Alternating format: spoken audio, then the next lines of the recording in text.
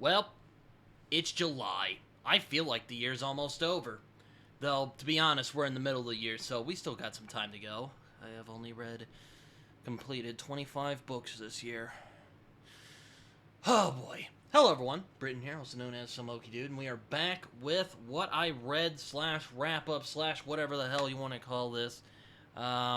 Basically, I'm going to talk about all the books that I completed in June. It was actually more than I expected because June was a crazy month. I had a summer class, it chewed up a lot of my time, and then when that class wasn't chewing up a lot of my time, I was so exhausted from that class that I couldn't really do much worth of anything. So, yeah, it's kind of a miracle that I managed to read and watch as much as I did during the month of June. But we're here, and I'm glad that we're here because, in all honesty, I enjoy doing these videos. It's nice to keep a track of what you've been reading the last month, and I hope you guys have been reading well. I hope your guys' reading year hasn't been as slow as mine has been. But that does not mean that I have not been getting some good reads. So, yeah, I guess I should stop rambling. I should get into it.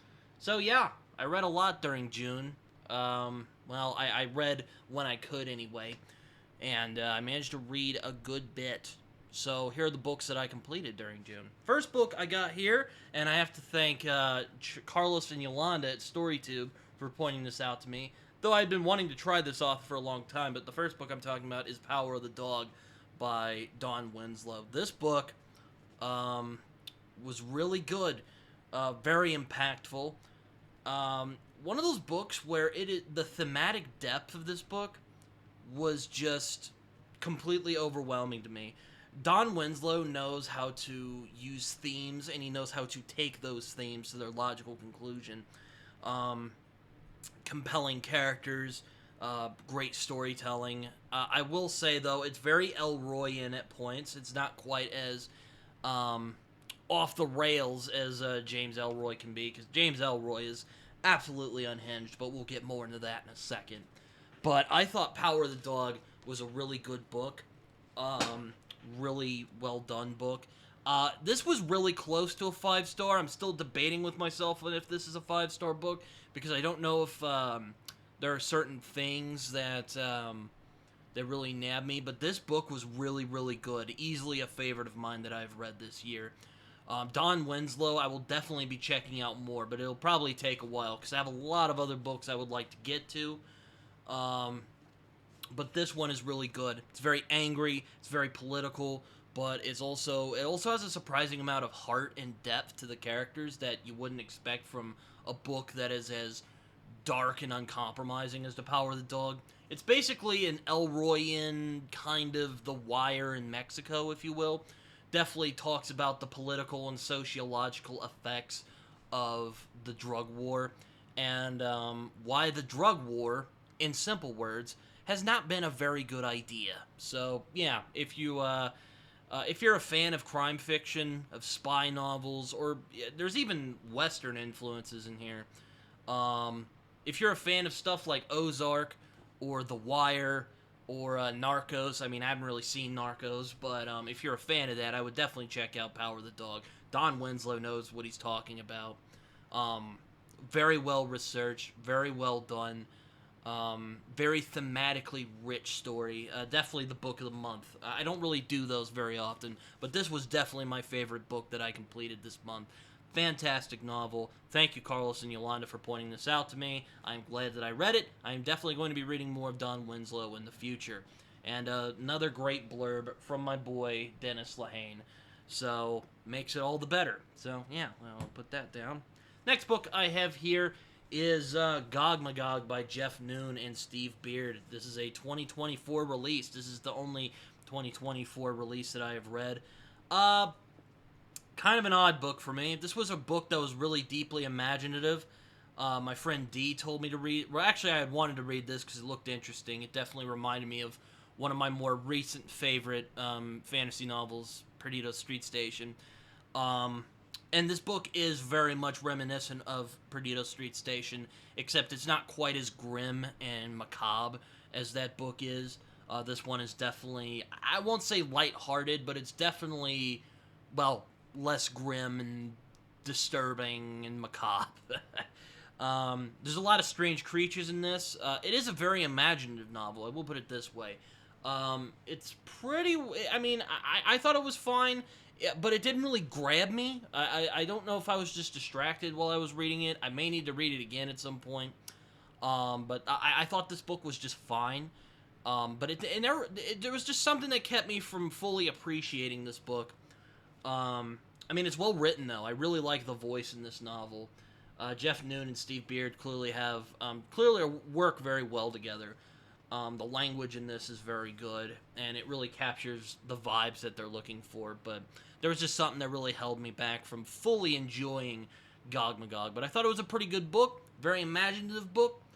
I would like to check out more Jeff Noon. I actually have one of his books back there called A Man in Shadows, which is like his weird detective book series, like Kinsey and Gennaro on acid, apparently. Or, yeah, but Gog Magog is fine. I thought it was okay. I definitely wanted to like it more than I did, but again, I don't know if I was fully in it to fully appreciate it. But, yeah, this was pretty good. Well, it was okay. It didn't really grab me. Imaginative, but it didn't really blow me away as much as I would have liked. But yeah, this book's fine. I would highly recommend it if you want something different. Though, to be honest, I would probably just point you to Perdido Street Station instead of this book. But this book is pretty good. So, this book is fine. So, you know, it's fine. Last book I have here is from the man himself. I mentioned him earlier, James Ellroy, The Black Dahlia. I read this book kind of on a whim. I was going to read it during June, but again, stuff just kept getting in the way, and I decided to pick up The Black Dahlia. And, I mean, it's James Ellroy. What can I say? It's unhinged. It's unapologetic. If you're easily offended, do not read James Ellroy, because he drops the N-word and just homophobic slurs and, like, slurs for every kind of person in this book. It is ridiculous. So if you're easily offended, do not read Ellroy. But if you actually have balls and can read a book about really bad people during a really bad time, I think you'll appreciate this book. I don't know if I appreciate this as much as L.A. Confidential. I think L.A. Confidential is a superior book. You can definitely see where Ellroy was getting the ideas that he would eventually play with in L.A. Confidential. A lot of themes of obsession is in this book, which is something that Ellroy knows very well, because something quite horrible happened to him when he was a kid, which, if you know of Ellroy, then you probably know what I'm talking about. Bit more of a typical detective story than some of his other books, because one of the things I like about James Ellroy is that it's not just a crime, with his books anyway, they're not just crime novels, they're also political novels, they're also these very philosophical novels about, you know, but it is very much in the noir style. That's what I like about his books. This one is more of a typical detective story, but it is done in the freaky Ellroy unhinged style, and I did have some gripes. For instance, I don't think the main character of the book should have been Bucky. I think that Lee was a far more interesting character. All around, I think he should have been the main character, to be honest with you, but it was fine. Well written. I mean, my God, the first lines of this book are a cracker. Let me just read it for you guys real quick. I never knew her in life. She exists through me. Oh. Let me restart. I never knew her in life. She exists for me through others, in evidence of the ways her death drove them. Working background, seeking only facts, I reconstructed her as a sad little girl and a whore. At best, a could have been. A tag that might equally apply to me. I wished I could have granted her an anonymous end, relegated her to a few terse words on a homicide Dick's summary report. Carbon to a coroner's office, more paperwork to take her to a potter's field. The only thing wrong with the wish is that she wouldn't have wanted it that way. As brutal as the facts were, she would have wanted all of them known. And since I owe her a great deal, and am the only one who does know the entire story, I have undertaken the writing of this memoir. That is cracking. And there is a lot of great lines great Elroy dialogue and lines in this. So if you're a fan of Elroy like I am, you'll definitely get a kick out of this. Again, pretty good. I had some issues with it, such as the main character thing. I'll talk more about it when I do a review of this book, whenever that'll be. Um, really good book, though. James Elroy. He knows what the hell he's doing, and I think he's a very good writer. So, yeah, check him out. As for watching, I actually watched a good bit this June. I'm kind of surprised, to be honest, because I've been really lazy with watching things, because so many streaming services, guys, so many streaming services. Me and my dad went to go see Furiosa, though, the new Mad Max film. Well, not technically Mad Max, it's actually Furiosa's backstory. One of the better prequel films I've seen, and it's a pretty damn good movie, I thought. Chris Hemsworth was fantastic in it. I have to mention that. He is phenomenal as the villain. He is just absolutely delightfully unhinged. Give him more villain roles, people. He is fantastic at them. Solid movie overall. Does it surpass Fury Road? Hell no, it doesn't. I don't think any movie that George Miller is going to make is going to surpass Fury Road. That film is an absolute masterpiece. But if you want to watch something alongside Fury Road and have a good time with it, I would recommend Furiosa. It's a solid film with solid acting. It is a bit long, I will admit. It is a bit... The pacing does drag a little bit. But solid film all around. I enjoyed it. The world building in it is phenomenal. Yeah, solid film. Another... sort of on the post-apocalyptic kick, I did manage to finish Fallout Season 1, and I was delightfully surprised by it. I thought it was a fantastic season of television. I really liked how the mysteries... I really liked how the writers of the series really trusted the audience with the mystery and the story that it was telling. The mysteries that were brought upon in the story were solved in a very satisfying way. The performances of most of the cast are very good for the most part. I really liked Elia Purnell. I really liked her a lot. Walton Goggins, of course. Phenomenal. Always an underrated gem. I wish he got more love, but he was really the show stealer in Fallout. I mean, yeah, he's not a good guy in the show, but you do feel sorry for him. And, of course, he's a great actor. Also, great performance from Kyle MacLachlan. A lot of people might know him from Twin Peaks. I have never seen Twin Peaks, but he is really good in this show. And Rico from Hannah Montana is in it, and he is also really good. That was kind of funny, as someone who grew up watching that show as a kid, and seeing little Moises Arias. I probably butchered that, I apologize. But seeing an older Rico playing Lucy's brother was absolutely hilarious, and I really, really enjoyed watching him go. And he's actually a pretty solid actor for the most part, so good job, Rico. You've really gone around. Next movie I saw was A Quiet Place Day One. Another good film from that franchise. I really like how those movies really build tension from silence. There's really a lot of tension. God, I'm losing track of what I'm saying. I like this movie a lot. Are they as good as the first two films? I thought it was pretty good. And again, I really love how A Quiet Place really takes advantage of the concept and really plays with a lot of visual storytelling. Really plays with visual storytelling. Fantastic work from the director and the actors. Lupita Nyong'o, phenomenal as always. She's a fantastic actress. And Joseph Quinn really came to his own in this movie. I mean, I know him from Stranger Things. He was fantastic in Stranger Things. But he's really good in this film, too. He really, dude conveys scared out of his freaking mind. I will say that. Really, really solid film. I don't know if it's as good as the first two films. I love both of those movies a lot. But I like this film. It's pretty good. If you could tell, again, I've been on a bit of a post-apocalyptic kick, I guess. It's not really on purpose. That's just kind of how it went, I guess. That's just how it goes.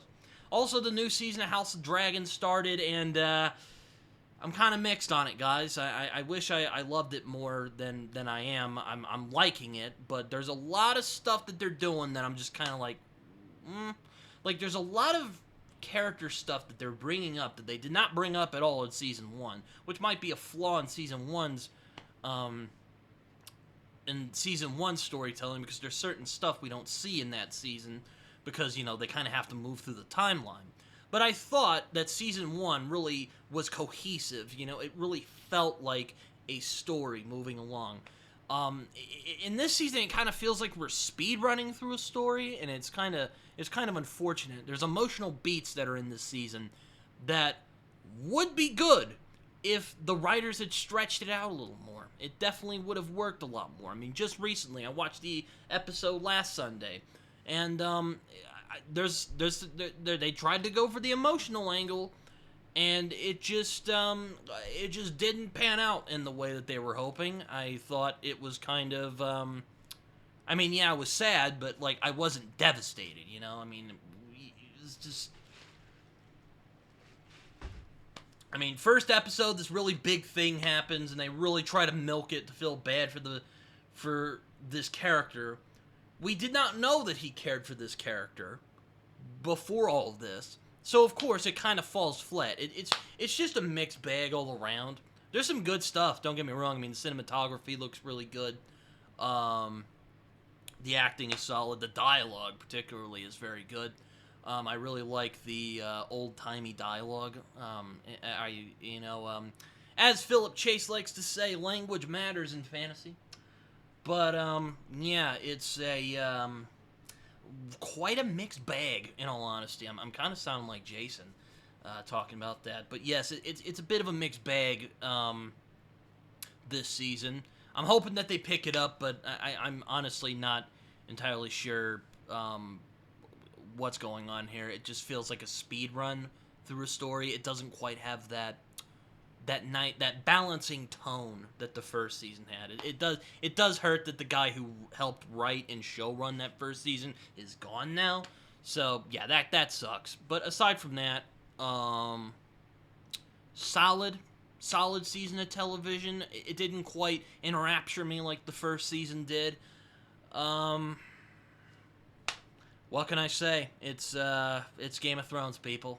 And I also enjoy being back in that world. So, yeah. I think that's it. I don't think I watched anything else during the month of June. Maybe It's Always Sunny, but I'll save that for July, when I do the July one. But, yeah. Sorry if I seem a little rambly. I woke up a bit earlier this morning, so I'm probably not on my A game as I usually would be in these videos. But, yeah, I think that's all I got for today. I hope you guys enjoyed this. I know that I enjoyed making this video. You can find me on Twitter. You can also find me on Goodreads and Letterboxd, where I write reviews that are probably more coherent than the one you just heard right now. You can also find me on Discord if you want to come talk to me. I'm actually hoping to start up my Instagram again, so you guys can follow me on there. I'll let you guys know in my community tab, where I often update you guys.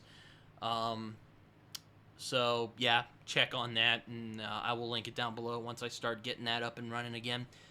Yeah, like, subscribe, as my friend John Minton likes to say. It feels good when you do so. And I hope you guys enjoyed this video, and until next time, see you guys later.